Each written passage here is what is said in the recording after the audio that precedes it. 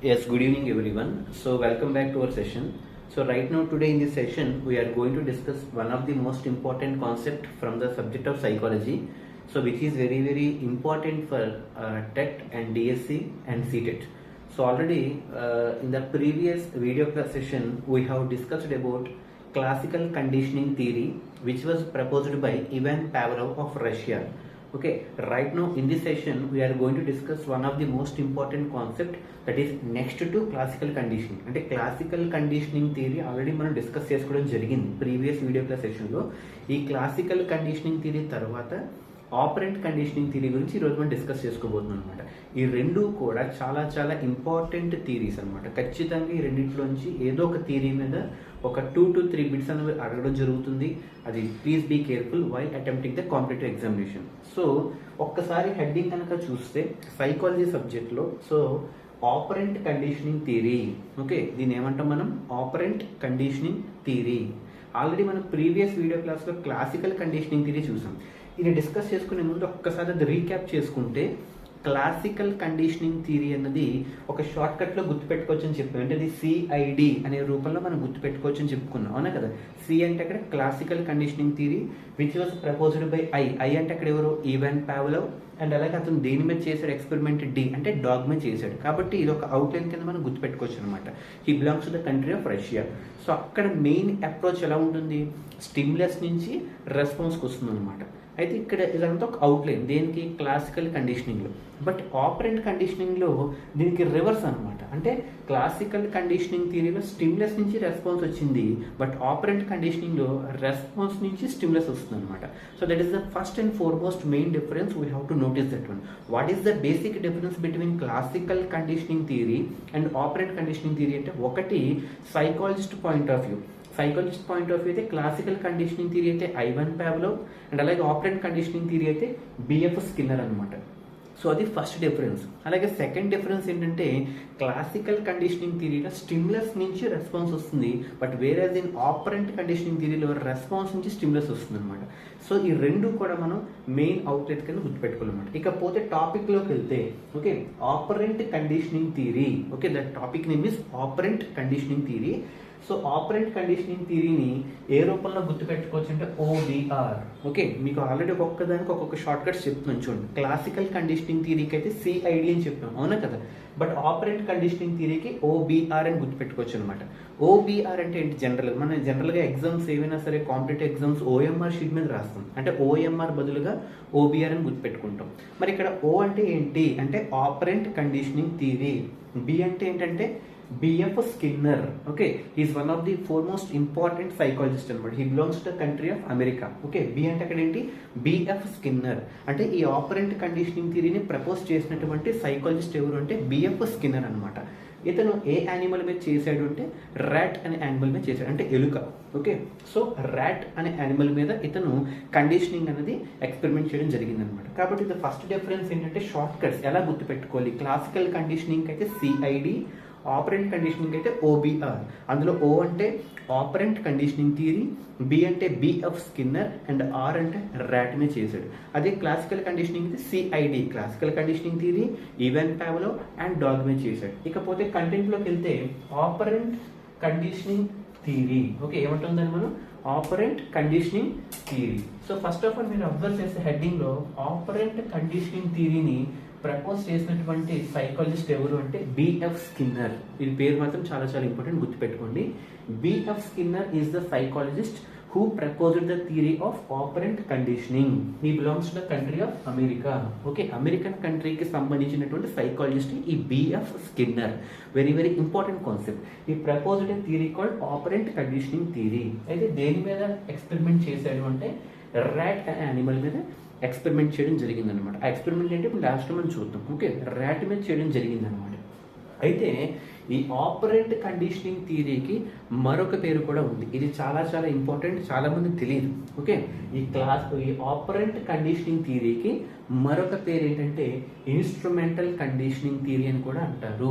ఇక్కడ రాసాను చూడు, ఇన్స్ట్రుమెంటల్ కండిషనింగ్ థియరీ అని కూడా అంటారు. ఇది మాత్రం గుర్తుపెట్టుకోండి. ఓకే, క్లాసికల్ కండిషనింగ్కి మరొక పేరు లేదు, బట్ ఆపరెంట్ కండిషనింగ్ థియరీకి మరొక పేరు ఏంటంటే ఇన్స్ట్రుమెంటల్ కండిషనింగ్ థియరీ అని కూడా అనొచ్చు అనమాట. ఏమంటాం? Instrumental conditioning theory. ఇది మాత్రం ఖచ్చితంగా గుర్తుపెట్టుకోండి. Okay, instrumental conditioning theory. ఒక్కొక్కసారి మనకి ఆప్షన్స్లో ఇచ్చేటప్పుడు ఆపరెంట్ కండిషన్ ఇవ్వడు. For example, which of the following theory was proposed by BF Skinner అని చెప్పి ఆ 4 ఆప్షన్స్లో మనకు ఆపరెంట్ కండిషనింగ్ ఇవ్వడు. ఈ ప్లేస్లో ఇన్స్ట్రుమెంటల్ కండిషనింగ్ ఇస్తాడు. అప్పుడు ఖచ్చితంగా చాలా మందికి డౌట్ వచ్చి రాంగ్ ఆప్షన్ పెడతారు. కాబట్టి ఆపరెంట్ కండిషనింగ్ థియరీకే మరొక పేరు ఇన్స్ట్రుమెంటల్ కండిషనింగ్ అని కూడా అంటారు అనమాట. అయితే ఇక్కడ నెక్స్ట్ అప్రోచ్ ఎలా ఉంటుంది అంటే, క్లాసికల్ కండిషనింగ్ థియరీలో మనం ఎలా అప్రోచ్ అయ్యాము? స్టిమ్యులస్ నుంచి రెస్పాన్స్ వచ్చింది. అలాగే స్టిమ్యులస్లో అన్కండిషనల్ స్టిమ్యులస్ ఉంది, కండిషన్ స్టిమ్యులస్ ఉంది. కండిషన్ స్టిమ్యులస్కి ఇంకో పేరు కూడా ఉంది, ఏంటది? న్యూట్రల్ స్టిమ్యులస్ అని కూడా చెప్పుకున్నాం. అలాగా స్టిమ్యులస్ నుంచి రెస్పాన్స్కి వెళ్ళాం ఎక్కడ? క్లాసికల్ కండిషనింగ్లో. వేరే యాజ్ ఇన్ ఆపరెంట్ కండిషనల్లో రెస్పాన్స్ నుంచి స్టిమ్యులస్కి వస్తుంది అనమాట. అది రివర్స్ డైరెక్షన్లో వస్తుంది అనమాట. ఓకే, ఫస్ట్ రెస్పాన్స్ వస్తుంది అంటే ఒక ర్యాట్ నుంచి ఫస్ట్ రెస్పాన్స్ వచ్చిన తర్వాతే ఆ రెస్పాన్స్ తగ్గట్టుగా స్టిమ్యులేట్ అంటే ఫుడ్ అనేది ప్రొవైడ్ చేయడం జరుగుతుంది. అదే మనం చెప్పుకున్నాం, stimuli is nothing but the food. అంటే అన్కండిషనల్ స్టిమ్యులేనే మనం ఫుడ్ కింద తీసుకున్నాం ప్రీవియస్ ఎక్స్పెరిమెంట్లో. గుర్తుందా లేదా? అంటే ఎప్పుడైతే ఒక ర్యాట్ రెస్పాండ్ అవుతుందో, రెస్పాన్స్ ఇస్తుందో, ఆ రెస్పాన్స్కి తగ్గట్టుగా ఆ రెస్పాన్స్ వచ్చింది కాబట్టి మనం ఒక రివార్డ్ కింద మనం ఒక ఫుడ్ అనేది ప్రొవైడ్ చేస్తాం. వేరే ఫుడ్ ఈస్ నథింగ్ బట్ స్టిమ్యులే. ఆ ఫుడ్ వెళ్ళాలంటే ఫస్ట్ ర్యాట్ ఏం చేయాలి? రెస్పాన్స్ అవ్వాలి. కాబట్టి ఈ అప్రోచ్ ఏంటి? రెస్పాన్స్ నుంచి స్టిమ్యులస్కి వెళ్తుంది. బట్ క్లాసికల్ కండిషనింగ్ థియరీలో స్టిమ్యులస్ నుంచి రెస్పాన్స్కి వచ్చింది. అది ఇక్కడ నెక్స్ట్ అంటే opposite to classical conditioning theory. ఇది ఒక అవుట్లైన్ అనమాట. ఇదంతా కూడా ఒక అవుట్లైన్. ఇకపోతే నెక్స్ట్ కాన్సెప్ట్లోకి వెళ్తే అసలు ఈ ఆపరెంట్ కండిషనింగ్ థియరీ ఏం చెప్తుంది? ఇది చాలా చాలా ఇంపార్టెంట్ కాన్సెప్ట్ మనం నేర్చుకోవాలి. ఓకే, సో అసలు ఇప్పటి వరకు జనరల్గా ఏదో బిట్ పేపర్ పాయింట్ ఆఫ్ వ్యూలో బిట్స్ వస్తాయి, లేదా టెక్నిక్స్ షార్ట్ కట్స్ గుర్తుపెట్టుకోవాలి. అసలు కథ ఏంటి అన్నది మనం పరిశీలిస్తే, ఈ ఆపరెంట్ కండిషనింగ్ థియరీ యొక్క ముఖ్య ఉద్దేశం, కాన్సెప్ట్ ఏం చెప్తుంది అంటే, ఒక ఆర్గానిజంలో కానీ, ఒక క్రియేచర్లో కానీ, ఒక వ్యక్తిలో కానీ ఒక బిహేవియర్ అన్నది అంటే ప్రవర్తన. ఓకే, ప్రవర్తన మారాలి అంటే ఒక వ్యక్తిలో లేదా ఒక జీవిలో, ఒక క్రియేచర్లో, ఒక ఆర్గానిజంలో, ఒక ఇండివిజువల్లో, ఒక బిహేవియర్లో అంటే వాళ్ళ యొక్క బిహేవియర్లో కనుక చేంజ్ రావాలి అంటే ఎయిదర్ 2 వేస్లో చేంజ్ వస్తుందని చెప్తున్నాను. అందులో ఫస్ట్ది ఏంటంటే రివార్డ్స్ ద్వారా ఒక ఆర్గానిజం యొక్క బిహేవియర్లో మార్పు తీసుకురావచ్చు, లేదా పనిష్మెంట్ అంటే దండించడం అనమాట. ఓకే, అంటే రివార్డ్స్ ద్వారా కానీ పనిష్మెంట్స్ ద్వారా కానీ ఒక ఆర్గానిజంలో కానీ ఒక ఇండివిజువల్ యొక్క బిహేవియర్లో కనుక మనం మార్పు తీసుకురాగలిగితే ఆ థియరీనే మనం ఆపరెంట్ కండిషనింగ్ థియరీ అంటే వాటి మీద మనం ఆపరేట్ చేసి దాన్ని కండిషన్లోకి తీసుకొస్తాం. అంటే ఇక్కడ ఆపరెన్స్ అంటే 2 విధాలుగా ఆపరేట్ చేయొచ్చు. ఒకటి రివార్డ్గా ఆపరేట్ చేయొచ్చు, లేదా పనిష్మెంట్ కింద ఆపరేట్ చేయొచ్చు. బట్ రివార్డు వాడైనా సరే కండిషన్లోకి తీసుకురావచ్చు, లేదా పనిష్మెంట్ వాడైనా సరే కండిషన్లోకి తీసుకురావచ్చు. అంటే దీన్ని మనం ఆపరెంట్ కండిషనింగ్ థియరీ అని చెప్తున్నాం. అంటే అక్కడ ఆపరెంట్ అంటే 2 విధాలుగా మనం ఆపరేట్ చేయొచ్చు.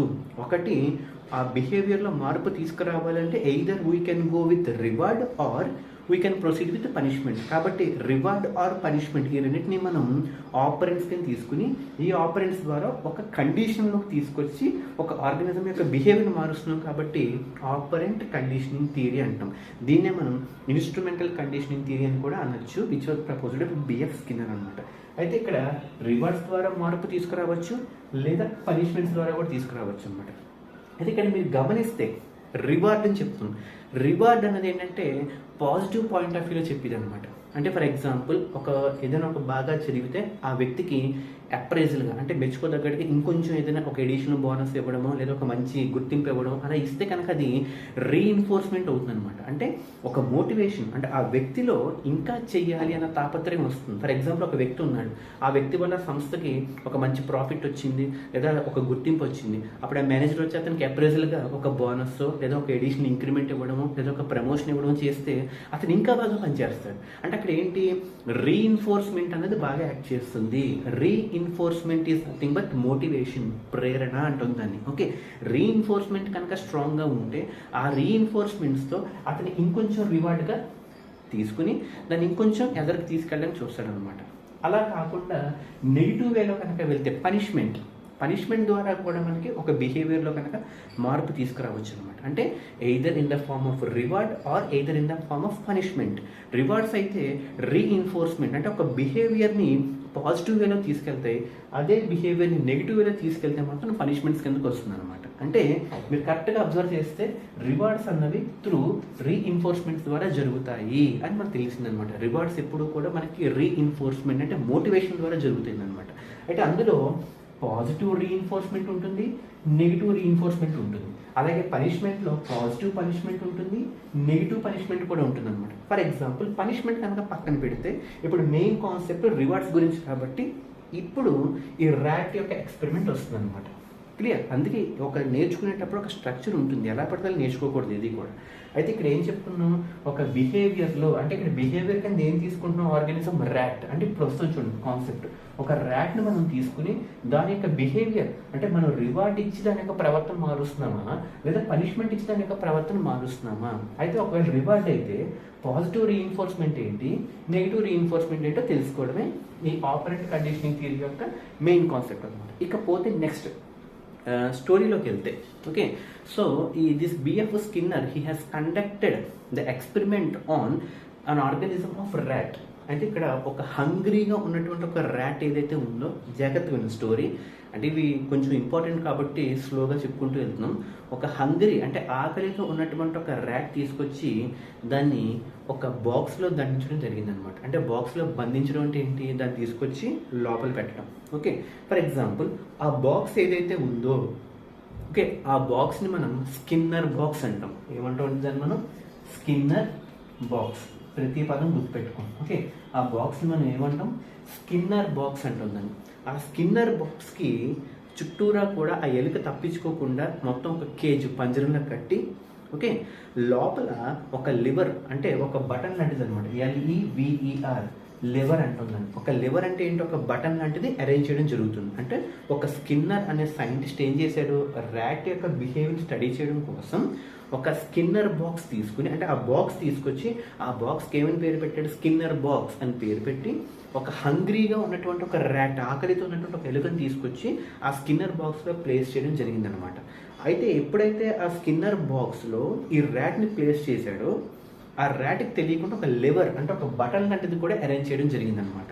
అయితే ఎప్పుడైతే ఈ ర్యాట్ లోపల అంటే తప్పించుకోవడం ట్రై చేస్తుందో కదా, అంటే ఎప్పుడైతే ఈ హంగ్రీగా ఉన్నటువంటి ర్యాట్ ఆ స్కిన్నర్ బాక్స్లో రోమింగ్ అంటే లోపల తిరుగుతూ ఉంటుంది, అవునా కదా. అంటే దాని యొక్క మెయిన్ ఆబ్జెక్ట్ ఏంటి, బయటపడాలి లేదా ఎస్కేప్ అవ్వాలి అని చెప్పి దానికి ఒక ఇంటెన్షన్ ఉంటుంది, అవునా కదా. అంటే ఆ స్కిన్నర్ బాక్స్లో ఉన్నటువంటి ర్యాట్ తిరుగుతుంది అని తెలియక అది తిరిగి యాక్సిడెంటల్గా ఆ లివర్ని కనుక ప్రెస్ చేస్తే అంటే రెస్పాన్స్ ఇస్తే, అంటే అప్పటి వరకు తిరిగింది, ఓకే, బట్ అనుకోకుండా తిరిగినప్పుడు ఆ లివర్ ఎక్కడ ఉందో అని తెలియదు, అవునా కదా. బట్ అన్ఎక్స్పెక్టెడ్గా యాక్సిడెంటల్గా కనుక ఆ ర్యాట్ ఆ లివర్ని కనుక ప్రెస్ చేస్తే, ఓకే, ఆ లివర్ని ఎప్పుడైతే ప్రెస్ చేస్తుందో ఆ లివర్ డోర్ ఓపెన్ అయ్యి దానికి ఫుడ్ అనేది లోపల పడడం జరుగుతుంది అనమాట. అంటే ఫుడ్ అంటే ఏంటి, అక్కడ స్టిమ్యులస్ ఎప్పుడు వచ్చింది, లివర్ ప్రెస్ చేస్తే. అంటే ఫస్ట్ ఇక్కడ ఏంటి, రెస్పాండ్ అయింది ర్యాట్, అవునా కదా. అంటే ఆ లివర్ మీద యాక్సిడెంటల్గా తిరిగి ఎందులో, స్కిన్నర్ బాక్స్లో లోపల నెంబర్ ఆఫ్ ట్రైల్స్ వేస్తూ తిరుగుతూ అన్ఎక్స్పెక్టెడ్గా ఆ లివర్ని కనుక ప్రెస్ చేస్తే, తొక్కితే ఆటోమేటిక్గా లివర్ ప్రెస్ అయ్యి ఫుడ్ అనేది లోపలికి రావడం జరుగుతుంది అనమాట. అంటే బయట నుంచి ఫుడ్ అనేది లోపలికి రావడం జరుగుతుంది. ఫుడ్ జనరల్గా మనం ఏం చెప్పుకున్నాం, స్టిమ్యులస్ అని చెప్పుకున్నాం, అవునా కదా. అంటే ప్రీవియస్ థియరీ ప్రకారం ఫుడ్ అనేది ఒక స్టిమ్యులస్ అని చెప్పుకున్నాం. అంటే ఫుడ్ ఎప్పుడు వచ్చింది, ఇక్కడ ర్యాట్ లివర్ని రెస్పాండ్ అయ్యేటట్టుగా చేసింది, అవునా కదా. అంటే ఫస్ట్ ఇక్కడ మీరు అబ్జర్వ్ చేస్తే ర్యాట్ అనేది లివర్ని ప్రెస్ చేసింది. అంటే ఫస్ట్ అక్కడ ఏంటి, రెస్పాన్స్ వచ్చింది. ఎప్పుడైతే ఆ లివర్ని ప్రెస్ చేసిందో, ఓకే, దానికి ఏమొచ్చింది, ఫుడ్ అనేది వచ్చింది. ఫుడ్ అంటే ఏంటి, స్టిమ్యులస్, అవునా కదా. అంటే రెస్పాన్స్ నుంచి స్టిమ్యులస్ వచ్చిందని అర్థం. మీకు ఇందాక స్టార్టింగ్లో చెప్పాను ఏంటి, రెస్పాన్స్ నుంచి స్టిమ్యులస్ వస్తుంది. బట్ అక్కడ క్లాసికల్ కండిషన్కి స్టిమ్యులస్ నుంచి రెస్పాన్స్ వస్తుంది. అంటే ఫుడ్ పెడితే డాగ్ సెలవేషన్ స్టార్ట్ చేస్తుంది. కానీ ఇక్కడ ర్యాట్ అలా కాదు, ఫస్ట్ లివర్ ప్రెస్ చేసి రెస్పాన్స్ ఇస్తే ఫుడ్ అనేది ప్రొవైడ్ చేయడం జరుగుతుంది. Wear food can be treated as a stimulus అనమాట. అంటే ఇప్పుడు ఫర్ ఎగ్జాంపుల్ దానికి అర్థమవుతుంది, అంటే మళ్ళీ తిరుగుతుంది, మళ్ళీ తిరిగి మళ్ళీ లివర్ ప్రెస్ చేస్తుంది, మళ్ళీ ఫుడ్ అనేది వచ్చి లోపల పడుతుంది, మళ్ళీ తిరుగుతుంది, నెంబర్ ఆఫ్ ట్రైల్స్ వేస్తుంది, మళ్ళీ యాక్సిడెంటల్గా లివర్ ప్రెస్ చేస్తుంది, మళ్ళీ ఫుడ్ వస్తుంది అనమాట. అంటే దానికి ఒక ఆటోమేటిక్గా దాని యొక్క బిహేవియర్లో అర్థమైపోతుంది ర్యాట్కి ఏమని, ఓహో when ever I press the liver accidentally, అంటే దాన్ని కనుక ప్రెస్ చేస్తే నాకు ఫుడ్ అనేది వస్తుంది. అంటే నాకు ఫుడ్ అనేది ఎప్పుడు వస్తుంది, when ever I press the liver button. అంటే ఆ reinforcement number of times motivate అయిన తర్వాత పాజిటివ్ రీఇన్ఫోర్స్మెంట్ వచ్చింది, అవునా కదా. పాజిటివ్ అంటే ఏంటి, ఎప్పుడైతే నెంబర్ ఆఫ్ టైమ్స్ ఆ లివర్ ప్రెస్ చేస్తుందో దానికి ఒక రివార్డ్, అంటే పాజిటివ్ అంటే రివార్డ్, ఒక గిఫ్ట్ వచ్చిందా లేదా. ఇప్పుడు ఆ గిఫ్ట్ ఏంటి, ఇక్కడ స్టిమ్యులస్, అంటే ఫుడ్ అనేది దానికి ఒక రివార్డ్ కింద వెళ్ళింది అనమాట, అవునా కదా. దాన్ని మనం పాజిటివ్ రీఇన్ఫోర్స్మెంట్ అంటాం. It's very very clear or not. అంటే ఎప్పుడైతే ఆ లివర్ ప్రెస్ చేస్తుందో ఆటోమేటిక్గా ఫుడ్ అనేది వచ్చి లోపల పడడం జరుగుతుంది.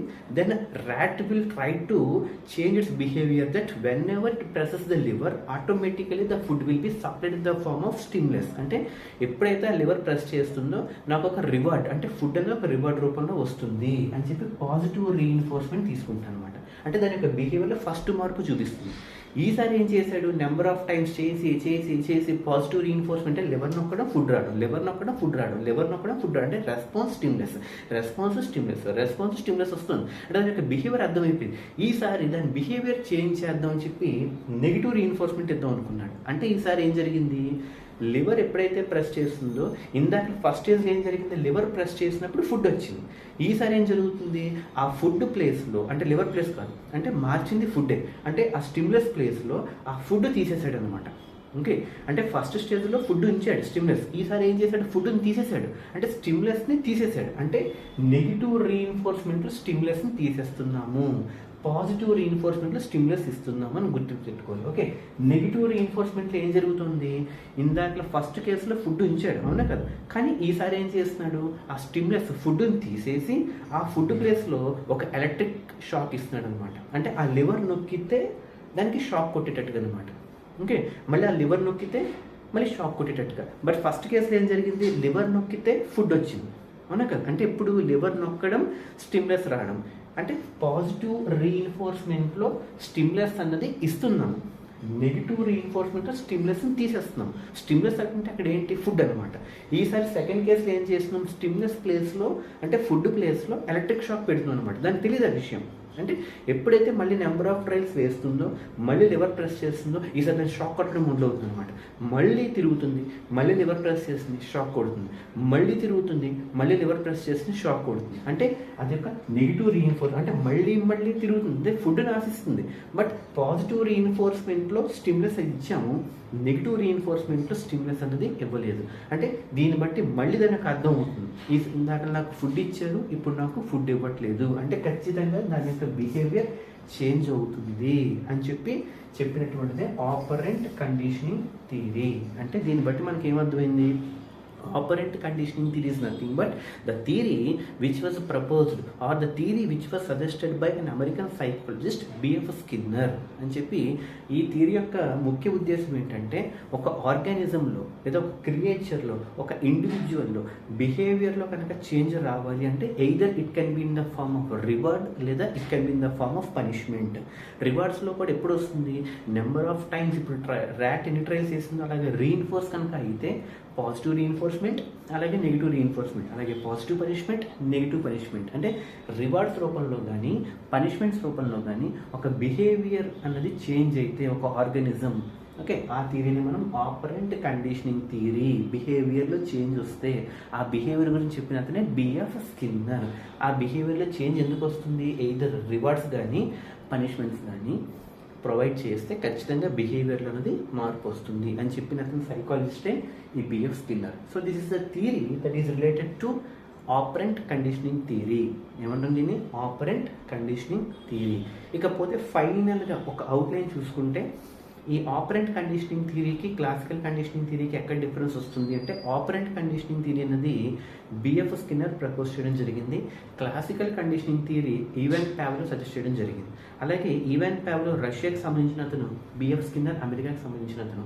అలాగే క్లాసికల్ కండిషనింగ్ థియరీలో స్టిమ్యులస్ నుంచి రెస్పాన్స్ వచ్చింది, బట్ ఆపరెంట్ కండిషనింగ్ థియరీలో రెస్పాన్స్ నుంచి స్టిమ్యులస్ వచ్చింది. అలాగే క్లాసికల్ కండిషనింగ్ థియరీలో ఈవెన్ పావ్లో డాగ్మెంట్ చేస్తే ఈ ఆపరెంట్ కండిషనింగ్ థియరీలో బిఎఫ్స్ కింద ర్యాటిమైజ్ చేశాడు. అక్కడ స్టిమ్యులస్ నుంచి రెస్పాన్స్ వస్తే ఇక్కడ రెస్పాన్స్ నుంచి స్టిమ్యులస్ వచ్చిందనమాట. అక్కడ అన్కండిషనల్ స్టిమ్యులస్, కండిషన్ స్టిమ్యులస్ ఉంటే ఇక్కడ రివార్డ్స్ అండ్ పనిష్మెంట్స్ ద్వారా ఉంటాయి అనమాట. అంటే ఇక్కడ బిహేవియర్లో చేంజ్ వచ్చింది, అక్కడ బిహేవియర్లో చేంజ్ వచ్చింది. So these are the main similarities and differences between classical conditioning theory and operant conditioning theory. So in the next video session, we shall try to focus on the trial and error method which was suggested by E.L. Thorndike. ఈ E.L. Thorndike propose చేసినటువంటి trial and error method గురించి మనం discuss చేద్దాం. So good evening, have a nice day, take care.